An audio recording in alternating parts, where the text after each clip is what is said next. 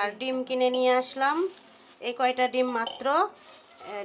এখন ডিমের যে দাম হয়ে গেছে, আর প্রতিদিন তো ডিম ছাড়া চলেও না। ভাঙলো নাকি? ডিম ছাড়া চলেও না।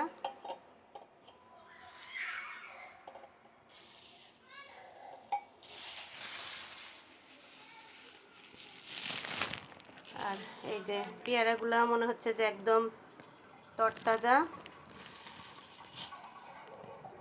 বেশি নিলাম না, কারণ একদিন করে খেয়ে আবার নিয়ে আসা যাবে, না হলে বাচ্চা কাচ্চা নষ্ট করে ফেলে, খায় না। এই তো হলো আজকের ফল কিনে। কালকের মালটাটা খুব মজা ছিল, খুব টেস্ট ছিল মালটাটা। আর আজকে নিলাম পেয়ারা। আর রান্নাঘর এত ছোট হয়ে গেছে, মানে কি আর বলবো।